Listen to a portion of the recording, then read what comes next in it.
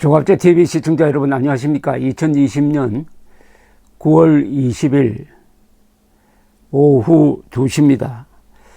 요새 읽고 있는 책 소개를 하나 하려고 합니다. 조지 F. 케난 An American Life라는 제목의 책입니다. 존 루이스 게디스 교수가 썼습니다.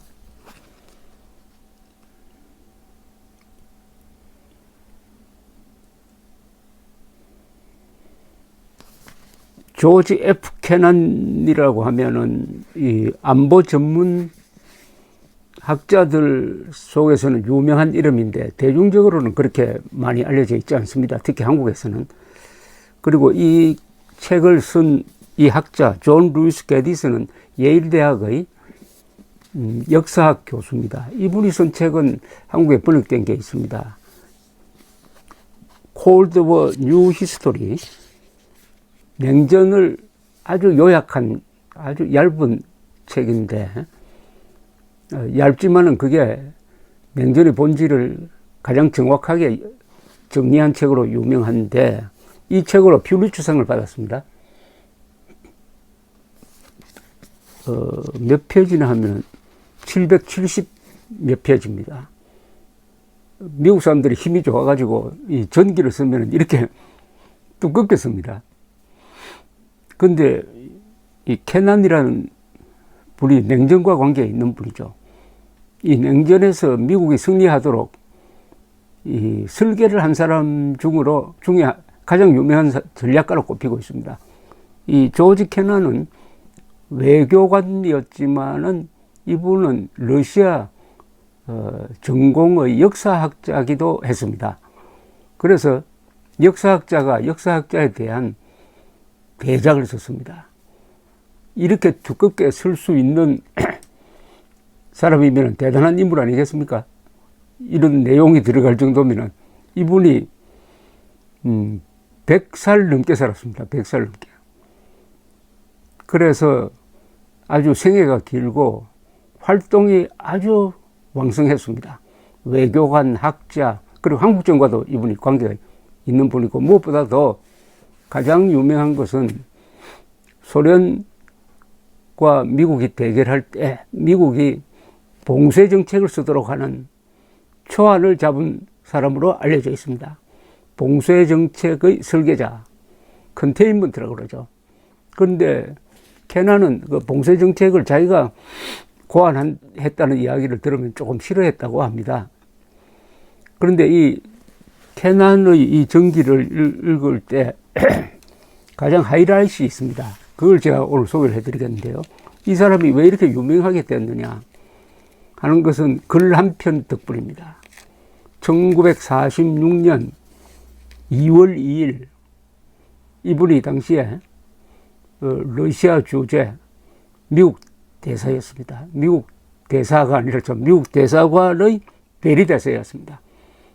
대리대사로서 미국 국무부에 보고한 긴 전보, 요게 이 사람을 세계적 유명인사로 만들고 그 뒤에 영향력 있는 사람으로 만든 결정적인 것입니다. 그러니까 글 하나가 한 사람의 생애를 규정을 하고 그 글 하나가 미국의 대소정책의 기본이 되었다는 점에서 어떻게 보면 역사를 만든 글로 봐도 될 것입니다. 그 글을 좀 소개를 해드리겠습니다. 자, 그 글은 뭐냐? 뭘로 알려져 있느냐? 롱 텔레그램으로 알려져 있습니다. 긴 전보. 외교관들이 전보를 보내고 할 때는 아주 짤막짤막하겠습니다. 한 페이지 넘어가는 경우가 거의 없습니다. 그러나 이것은 10페이지가 넘는 긴 정보였습니다. 롱 텔레그램. 그래서 이 글은 제목 없이 롱 텔레그램으로 알려져 있습니다. 그때 이 사람은 공무원이었습니다. 따라서 이 롱 텔레그램은 워싱턴의 지도부에서만 돌려봤습니다. 그러나 이게 그 내용의 핵심이 공개된 게 있습니다. 그게 1947년 7월로 Foreign Affairs, 지금도 뭐 미국의 정책 잡지로서는 가장 유명한 Foreign Affairs에 이 책이 실렸는데 그때 필자 이름을 미스터 X라고 했습니다. 미스터 X 익명을 했어요. 미스터 X. 그래서 이 글은 또 아티클 X로 유명합니다. 아티클 X. 그 실제 제목은 The Sources of the Soviet Conduct. 소련 행태의 원천, 이런 뜻이죠. 그러면 왜 이 롱 텔레그램을 왜 보내게 되었느냐 하면은 이유가 있습니다. 1945년 5월에 유럽에서 전쟁이 끝났고 1945년 8월 15일에 태평양 전쟁이 끝났습니다. 전성국이 소련, 그 다음에 영국, 그 다음 미국, 이게 3대 전성국이죠. 여기에 이제 뒤늦게 역전승한 프랑스가 끼입니다. 그리고 중국, 장개석의 중국도 열심히 싸웠습니다. 이 5대, 이 5나라가 유엔을 만들 때 안보리 상임 이사국이 됩니다. 자, 2차 세계대전 때 가장 희생이 많은 나라는 소련이었습니다. 2차 세계대전 군인 전사자 전체에서 소련이 반 이상을 차지합니다. 약 3천만 명이 죽었다고 합니다. 그리고 독일은 병력 배치를 어떻게 했느냐 하면은 항상 전체 병력의 한 70% 정도는 동부전선, 즉 소련과의 전투에 배치를 했습니다. 그만큼 주전장은 독소전장이었습니다. 여기서 소련이 이겼습니다. 특히 스탈린그라드 결전에서 이긴 이후에 소련의 명성이 세계를 뒤덮었습니다. 소련이 가지고 있는 그 독재적 인권유린, 학살 이런 것은 일시적으로 덮였습니다. 그런데 2차 세계대전이 승리로 끝나니까 소련의 권위는 더욱더 높아졌고 소련이 2차 세계대전 때 이길 수 있도록 물자를 거의 무한정으로 대해준 나라가 미국이었습니다. 미국이 대해준 물자가 없었으면 소련이 독일에 이길 수가 없었습니다. 그런데 2차 세계대전이 딱 끝나니까 스탈린이 안면을 싹 바꿉니다. 그 다음에는 사사건건 자유진영, 특히 미국과 충돌을 하기 시작합니다. 그때 미국은 트루먼 대통령이 프랭클린 루스벨트 대통령 죽고 나서 이제 후임자가 되었습니다. 미국 국가 지도부가 당황했습니다. 이럴 수가 있느냐?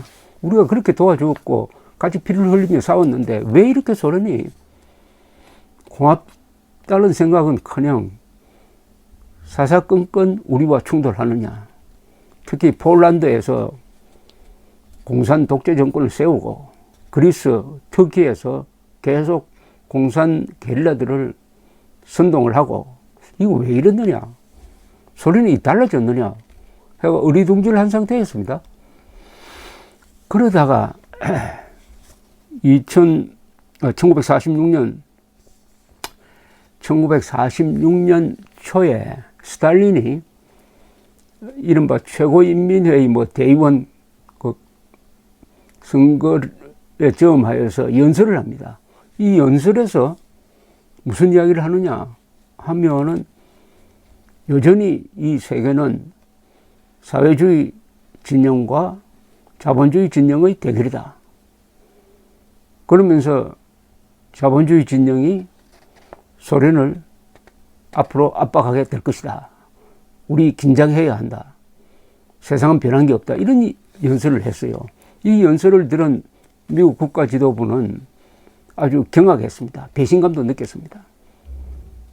그런데 이 연설이 의미하는 바가 뭐냐? 스탈린의 이런 도발적 연설이 무엇을 뜻하는 거냐? 그래서 찾다가 보니까 전문가가 조지 F. 캐넌이다. 모스크바 주재 미국 대사관의 대리대사, 그때 대사는 해리만인데 귀국해 있었습니다. 글을 하나 써달라고 부탁을 합니다. 이 분석을 좀 해달라고. 그래서 이분이 병석에서 그때 좀 아프고 있었습니다. 병석에서 쓴 에세이, 일종의 에세이입니다. 에세이가 바로 이 유명한 롱 텔레그램입니다. 그 내용을 우선 소개를 해드리겠습니다. 이게 미국의 정책을 결정하는데 결정적 역할을 한 문서이니까 이 글을 쭉 읽으면은 이거는 외교관이 쓴 글이 아닙니다. 학자가 쓴 논평에 가깝습니다. 그리고 자기 주장이 아주 선명합니다. 이럴 수도 있고 저럴 수도 있습니다. 대안은 하나 둘 셋 이렇게 쓰지 않아요. 나는 이렇게 생각한다. 소련의 본질은 이거다. 소련의 정책은 이렇게 나올 것이다. 우리의 대응은 이것이다. 딱 이렇게 딱 써버립니다. 그리고 우선 이 글이 영향력이 있었던 것은 좌고우면하는 글이 아니고 자기의 생각을 딱 밝히는 겁니다. 그만큼 자신이 있었다는 거죠. 그리고 이 접근 방법이 이렇습니다. 이분의 분석은 우선 소련의 역사를 분석을 합니다. 이분이 소련 전문 학자거든요. 소련의 역사를 분석하고 그 다음에 공산주의의 본질을 분석을 합니다. 그리고 그 공산주의 이념에 기초한 정책이 어떻게 나올 것이냐를 분석을 합니다. 그럼 이 정책의 장단점은 뭐냐? 그럼 여기에 우리는 어떻게 대응할 것이냐? 이렇게 이제 전개가 되는데 여기서 나온 이야기 중에서 핵심되는 것만 여러분들에게 알려드리면은 이 롱텔레그램의 마지막 문장이 아주 결정적입니다. 마지막 문장은 이렇습니다. 가장 큰 위험은 우리가 소련과 싸우다가 소련을 닮아가는 것이다. 쉽게 말하면 괴물과 싸우다가 괴물을 닮아가서는 안 된다. 이게 마지막 문장입니다. 쉽게 말하면 공산주의와 싸운다고 해서 우리가 공산주의를 닮아가서 우리도 자유를 제한하고 우리도 언론 자유를 인정하지 않고 독재로 가면은 그거는 이겨도 이기는 게 아니다. 지금 대한민국 국민에게 주는 중요한 시사점 아니겠습니까? 우리가 김일성 세력, 남한의 종북 세력과 싸우다가 저들을 닮아가서 우리도 거짓말하는 사람이 되고 우리도 선동하는 사람이 되고 하면은 이길 수도 없을 뿐만 아니라 설사 이긴다 하더라도 그건 아무 의미가 없다.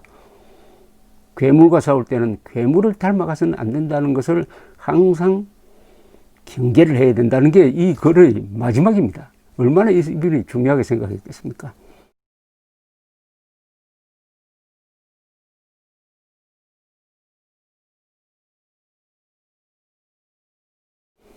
또 이 글을 읽으면 자꾸 이승만 생각이 듭니다.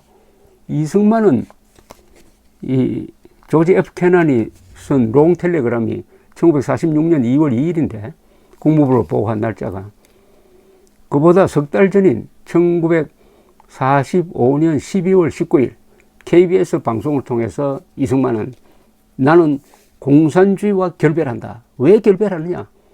이 공산주의자들은 사대주의자고 분열주의자다. 도저히 함께 갈 수 없는 사람들이다 하는 선언을 합니다.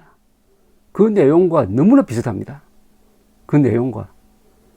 그런데 석 달 먼저 이승만 대통령이 그 이야기를 했다는 것은 이승만 대통령이 그때는 대통령이 아니지만은 그 이승만이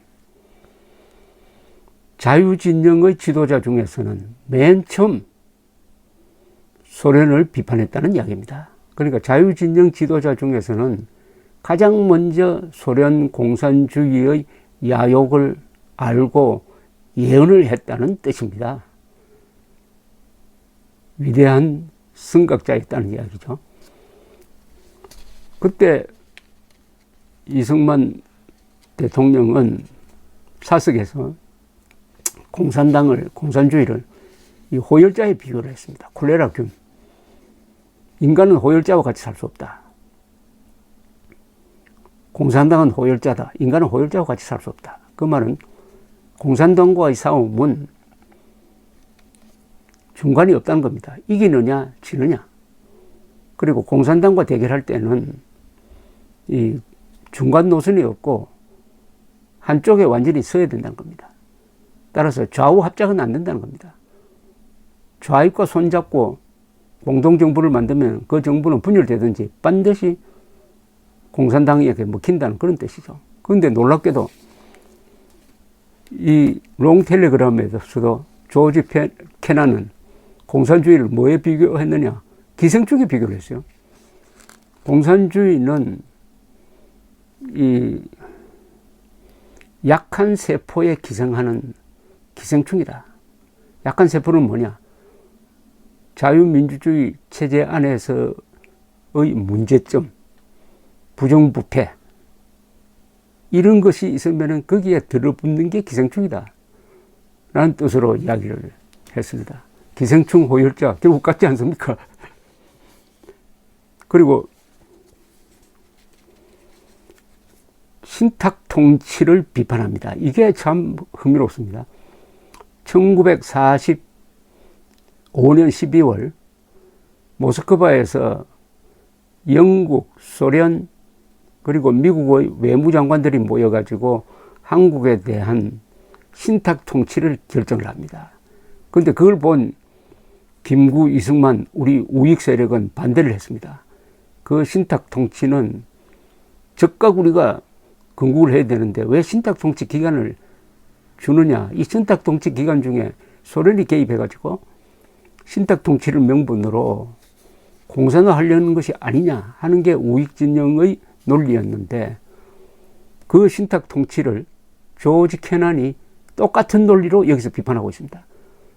왜 소련이 신탁 통치 이야기를 자꾸 하느냐 하는 것은 신탁 통치를 명분으로 해가지고 거기에 슬쩍 끼어들어가 가지고 서구 자유민주주의가 이 식민지에서 독립하려고 하는 나라에 들어가는 것을 저지하려는 수단이다 이거죠. 그러니까 신탁 통치는 독립을 도와주려는 게 아니라 독립을 못하도록, 즉 소련의 영향권으로 끌어들이기 위해서 하는 수법이다. 바로 그것도 이분이 말하기 3개월 전에 김구, 이승만이 신탁 통치 반대를 선언한 것하고 딱 맥을 같이 합니다. 그러니까 이승만이 최고도의 외교적 안목을 갖고 있었다는 것을 다시 한번 증명하는 것이라고 생각을 합니다. 이 롱텔레그램에서 조지 F. 캐난은 러시아를 잘 분석을 합니다. 지금 러시아를 장악한 이 소련 공산 집권 세력, 그것만 보면 안 된다. 러시아라는 긴 역사 속에서 봐야 한다. 그 긴 역사를 돌아보면은 러시아에 뭔가 공통점이 있다. 첫째, 러시아는 안보 불안을 지극히 느끼는 나라다. 그리고 피해의식이 많은 나라다. 특히 이 집권 세력이 피해의식이 많다. 러시아의 집권 세력은 이 백성들이 깨어나는 것을 원하지 않았다. 러시아의 집권 세력은 항상 이 피해의식을 가지고 자기들끼리 뭉쳐가지고 외부 세력과 전련된 상태에서 정권을 계속 유지하려고 했다. 제정 러시아도 그렇지만 바로 스탈린도 딱 그런 생각을 갖고 있다. 그러나 러시아 사람들은 훌륭한 사람들이다. 러시아 사람들은 교양도 있고 바깥 세상과의 교류를 원한다. 이걸 놓치면 안 된다. 정권과 러시아 사람을 구별해야 된다. 이게 대소 전략의 큰 기둥이 하나 되었습니다. 정권과 러시아 사람들을, 위대한 러시아 사람들을 구분해서 봐야 된다. 그러면서 또 중요한 관찰을 하나 이야기를 합니다. 그때는 스탈린이 집권자죠. 스탈린은 히틀러와 다르다는 겁니다. 히틀러는 모험을 해가지고 2차 세계대전을 일으키는 사람이다. 히틀러의 생애를 보면은 계속 모험을 합니다. 라인란트에 진주할 때, 오스트리아를 먹을 때, 체코스로바키아를 병합할 때, 마지막에 폴란드를 쳐들어갈 때, 그리고 프랑스를 칠 때, 그 다음에 소련을 칠 때, 이게 다 굉장한 리스크가 있는 모험이었어요. 그런데 그 모험에서 성공을 하다가 실패한 게 러시아를 치는 결정, 이게 실패를 했습니다. 하이 리스크, 하이 리턴이란 말이 있잖아요. 모험이 크면은 많이 성공했을 때 얻는 게 많다. 반대로 큰 모험을 해가지고 실패하면은 몽땅 망한다는 뜻이죠. 러시아를 침공하는 결정을 함으로써 결국 독일이 망조로 가는데, 스탈린은 히틀러와 다르다. 히틀러처럼 모험을 하려고 하지 않는다. 그리고 히틀러처럼 언제까지 해야 된다 하는 마감 시간이 없다. 이게 아주 중요합니다. 스탈린주의자들은 세계를 해방시켜서 공산 사회주의화해야 된다는 원대한 목표를 갖고 있는데 언제까지 꼭 해야 된다는 마감 시간이 없다는 겁니다. 요거는 김정은에게도 해당될 겁니다. 김정은도 앞으로 10년 안에 해야 된다, 20년 안에 해야 된다, 내가 있을 때는 반드시 해야 된다는 그런 마감 시간이 없을 거로 봅니다. 왜 마감 시간이 없느냐? 두 가지 이유입니다. 이 자들은 가만히 있어도 역사 발전에 따라서 자본주의는 없어지게 되어 있다. 그러니까 서둘 필요가 없다. 두 번째, 독재자들은 하루하루가 즐거우니까 굳이 모험을 해가지고 이 하루하루의 즐거운 생활을 포기하는, 그 모험 실패했을 때 모든 것을 잃게 되는 그런 모험 하기 싫다. 저는 김정은도 같은 심보라고 봅니다. 그러니까 김정은이가 핵을 가지고 있을 때 핵을 써서라도 대한민국을 먹겠다 하는 생각은 약하거나 없을 것으로 본다는 거죠. 거기에서 실패했을 때는 자기가 죽는 거라는 것을 너무나 잘 알기 때문에 요게 약점이라는 겁니다. 요게 히틀러와 다른, 그런 점에서 히틀러가 더 위험하죠. 그러나 스탈린주의자들은 마감 시간이 없다. 그러니까 그 뜻은 뭐냐? 자기가 누리고 있는 권력을 유지하는 게 제일 목표다는 겁니다. 마감 시간이 없으면 어떻게 됩니까? 그러나 느긋하게 시간을 가지고 장기적으로 대응할 수 있다는 겁니다. 소련 공산주의자와 대결할 때 서두르면 안 된다. 시간이 우리 편이다. 저들은 서둘지 않는다. 그러니까 우리가 시간을 끌면서 전쟁을 통해서 이기려고 하면 안 된다. 케난이 가장 강조하는 게 이겁니다. 우리가 힘이 있다. 우리는 시간도 있다. 그러니까 느긋하게 나가야 한다. 우리가 저들의 술책에 말려가지고 전쟁을 하면은 안 된다. 전쟁을 안 하고 이기는 방법을 택해야 된다. 전쟁을 안 하고 이기려면은 우리가 가지고 있는, 서구 세계가 가지고 있는 장점을 소련으로 들여보내가지고 소련 사람들의 마음을 잡는 방식, 이게 최선이다. 그렇게 하려면 어떻게 되느냐? 우리가 자신감을 가져야 된다. 우리가, 즉 미국 국민 또는 자유진영 사람들이겠죠. 자유진영 사람들이 우선 자신감을 가져야 된다. 그렇게 해야 우리가 가진 장점을 소련으로 들여보내지 않겠느냐. 이건 남북 간의 대결에서 우리가 해야 될 일 아니겠습니까? 좀 느긋하게 생각합시다. 김정은이가 언제까지 남한을 적화시키겠다는 그런 시한이 없다. 게으름자다. 저거 게으름자다. 그러니까 우리가 갖고 놀 수가 있다. 우리가 가지고 있는 장점, 돈이 있고 자유가 있고 그리고 정보 기술이 있고 또 우방국이 많고 뭐 이러면은 이런 걸 가지고 북한을 요리할 수 있는 방식, 전쟁하는 방식 말고, 이게 바로 조지 케난이 설파한 컨테인먼트, 봉쇄 전략의 가장 핵심이고, 이게 결국 먹혀서 1989년에서 91년 사이 동구 소련 공산주의가 무너지는 계기가 되었습니다. 그러면서 이 대소 전략에서 제일 중요한 걸 뭘로 꼽느냐? 국민들을 교육해야 된다고 합니다. 국민들에게 소련의 실상을 알려줘야 된다. 공산주의의 실상을 알려줘야 된다. 국민들이 알아야 된다. 왜 국민들을 깨우쳐야 되느냐? 국민들이 알아야 대소 정책을 지지하게 된다는 겁니다. 그런데 이 점에서 우리는 실패한 거 아닙니까? 북한을 제대로 알리지도 않고 대한민국이 가지고 있는 장점 제대로 알리지 않고 우리가 고마워해야 될 사람에게 고마워하도록 가르치지 않았다는 거죠.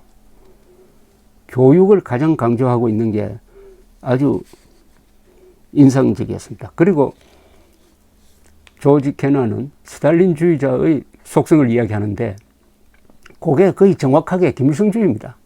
흔히 우리가 김일성주의를 스탈린주의라고 분류를 합니다.